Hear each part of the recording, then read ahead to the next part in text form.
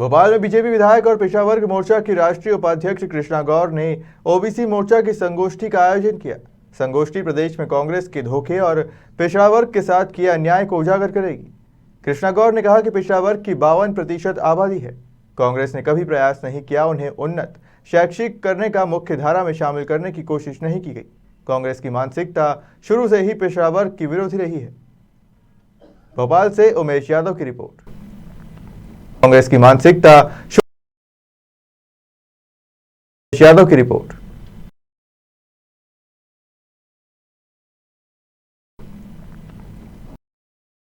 आरक्षण दिया जाए और 27% ओबीसी को आरक्षण दिया जाए, लेकिन मंडल आयोग की उस रिपोर्ट को नहीं माना। उस समय संविधान में भी स्पष्ट इस बात का, जब 72-73 अमेंडमेंट हुआ तो उसमें इस बात का स्पष्ट उल्लेख हो गया था कि केंद्र सरकार तो अपने स्तर से 27% आरक्षण देगी, लेकिन राज्य सरकारें स्वतंत्र हैं अपने अपने राज्यों में 27% आरक्षण देने के लिए। उन्होंने कोई बाध्यता नहीं रखी थी। उन्होंने केंद्र सरकार तो अपने स्तर देगी, लेकिन राज्य सरकारें स्वतंत्र से 27% आरक्षण देने के लिए उन्होंने कोई देगी, लेकिन केंद्र सरकार तो अपने स्तर से 27% आरक्षण देने की घोषणा हुई और उसके बाद उनको लगा कि शायद पूरे प्रदेश का पिछड़ा वर्ग समाज उनको समर्थन देगा, वोट देगा। लेकिन जागरूक पिछड़ा वर्ग समाज ने कांग्रेस की हर कुटिल चालों को समझा और उस चुनाव में भी भले ही घोषणा हो गई थी, लेकिन उन्होंने कांग्रेस को समर्थन नहीं दिया, क्योंकि वो जानते थे कि कांग्रेस अगर सही अर्थों में सही नियत के साथ देना चाहती तो कैविएट लगाती।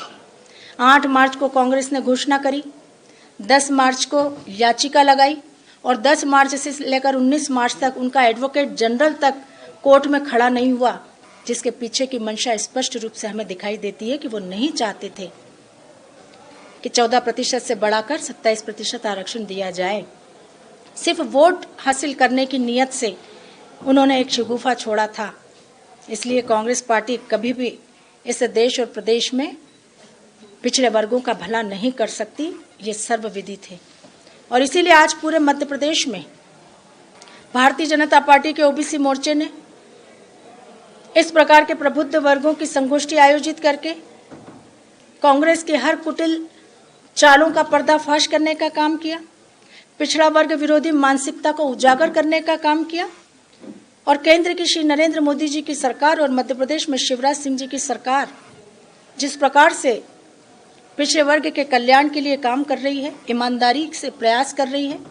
पिछड़ा वर्ग कल्याण आयोग का गठन हमारी सरकार ने किया है, जो निश्चित ही पूरे प्रदेश भर का दौरा करके प्रदेश की पिछड़ी अति पिछड़ी जातियों का अध्ययन करेगा, उनकी स्थिति, उनकी आवश्यकताओं सहित सभी तथ्यों का अध्ययन करेगा और अपनी रिपोर्ट जब सरकार को सौंपेगा तो निश्चित रूप से सरकार के माध्यम से इस प्रदेश का पिछड़ा वर्ग समाज भी विकास की मुख्य धारा से जुड़ेगा। मुझे लगता है कि आज पूरे प्रदेश भर में जिस प्रकार से इस समय देश में 52% से अधिक आबादी पिछड़े वर्गों की है, लेकिन इतनी बड़ी आबादी आज भी अगर नेपथ्य में है, अपने संवैधानिक अधिकारों के लिए संघर्ष कर रही है, तो इसका दोष इस देश में लंबे समय तक राज करने वाली कांग्रेस पार्टी को जाता है, क्योंकि कांग्रेस ने देश के पिछड़े वर्गों की सामाजिक, आर्थिक, शैक्षिक न्याय के लिए कभी प्रयास नहीं किया। अगर प्रयास करती तो शायद आज इतनी बड़ी आबादी का पिछड़ा वर्ग देश की मुख्य धारा में शामिल हो गया होता। काका कालेलकर आयोग की रिपोर्ट को 22 वर्षों तक कांग्रेस की सरकार ने, तत्कालीन प्रधानमंत्री पंडित जवाहरलाल नेहरू ने दबाकर रखा। ये कांग्रेस का असली पिछड़ा वर्ग विरोधी चेहरा है, ये कांग्रेस का असली पिछड़ी वर्ग विरोधी मानसिकता है। 22 वर्षों तक इस देश का पिछड़ा वर्ग इंतजार करता रहा कि कब वो मुख्य धारा में शामिल होगा, लेकिन कांग्रेस ने कभी सुधि नहीं ली। 1977 में मंडल आयोग बनने के बाद जब 1980 में उसकी रिपोर्ट सरकार को सौंपी गई, तो एक बार फिर कांग्रेस की सरकार ने मंडल आयोग की सिफारिशों को लागू नहीं किया, वो फाइल दबा दी गई।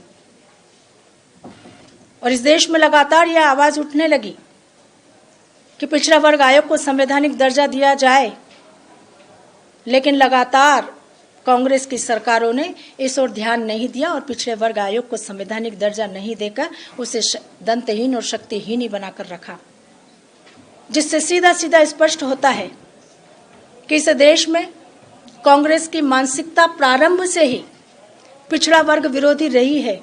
वो नहीं चाहते थे कि इस देश का पिछड़ा वर्ग समाज और विकास की मुख्य धारा से जुड़े, वरना 30 द्वारा आयोजित आज की इस पत्रकार वार्ता में उपस्थित समस्त इलेक्ट्रॉनिक और प्रिंट मीडिया के पत्रकार बंधुओं का बहुत बहुत स्वागत। आज पूरे मध्य प्रदेश के प्रत्येक जिला मुख्यालयों पर भारतीय जनता पार्टी का ओबीसी मोर्चा, ओबीसी वर्ग के प्रबुद्ध जनों की संगोष्ठी आयोजित करके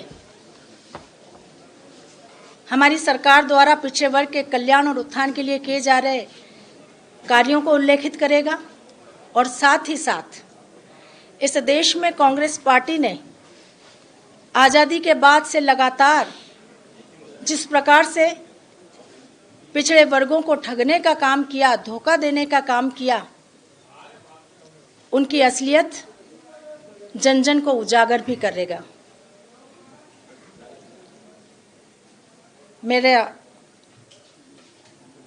मेरी पूरी कोशिश यही होगी कि जो उजागर भी करेगा।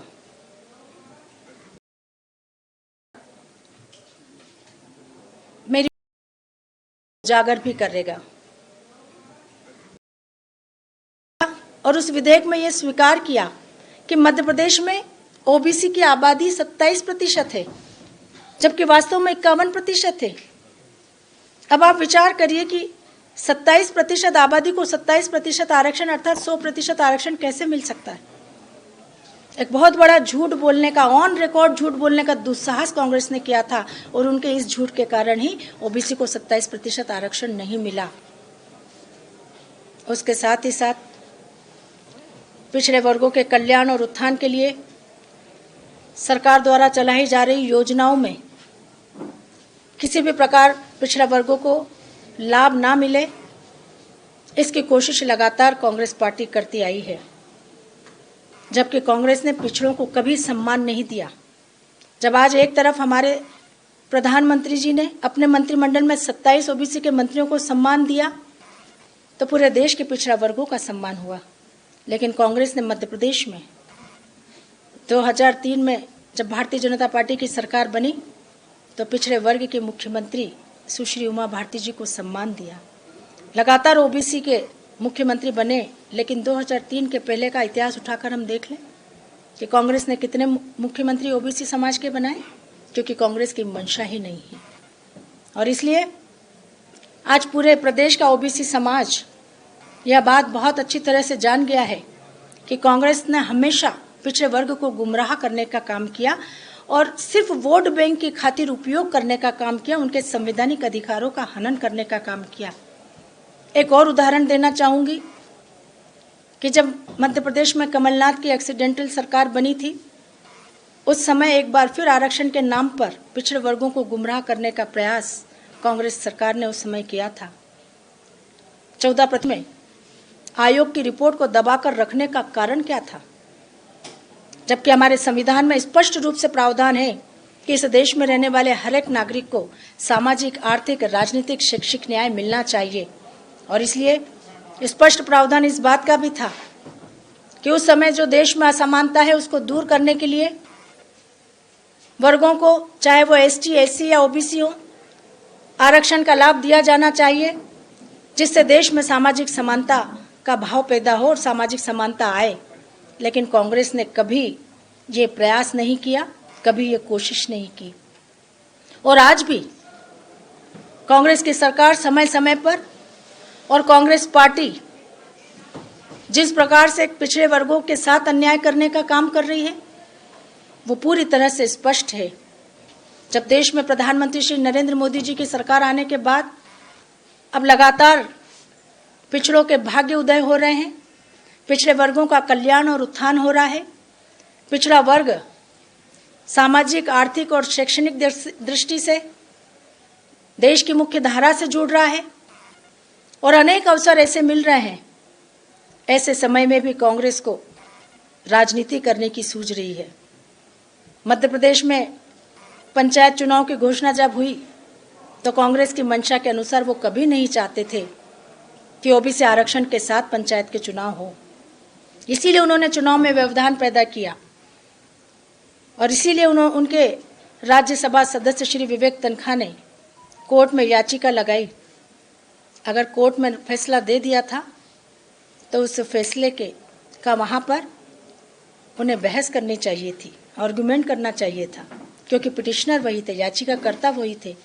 लेकिन उनके मंसूबे तो कामयाब हो गए थे, उनके मंसूबे तो पूरे हो गए थे। वो चाहते ही यही थे कि मध्य प्रदेश में पंचायत चुनाव बिना ओबीसी आरक्षण के हो। और इसीलिए अब पूरा मध्य प्रदेश और मध्य प्रदेश का पिछड़ा वर्ग इस बात को बहुत अच्छी तरह से समझ गया है कि कांग्रेस पार्टी कभी भी पिछड़े वर्गों के कल्याण की बात नहीं कर सकती। इसी कांग्रेस पार्टी ने अपनी ही सरकार के समय जातियों के बारे में अध्ययन किया और एक विस्तृत रिपोर्ट बनाई। 1955 में ये रिपोर्ट सरकार को सौंपने का काम किया गया, लेकिन आज बहुत दुख के साथ ये कहना पड़ता है कि दुर्भाग्य है इस देश के पिछड़े वर्गों का कि 1955 में रिपोर्ट आई और 1977 तक 22 वर्ष काका कालेलकर आयोग की रिपोर्ट को तत्कालीन प्रधानमंत्री जी ने दबा कर रखा। उस फाइल को दफन कर दिया क्योंकि कांग्रेस नहीं चाहती थी कि कालेलकर आयोग की सिफारिशों को मान्य किया जाए, क्योंकि अगर मान्य किया जाता तो पिछड़ा वर्ग जागरूक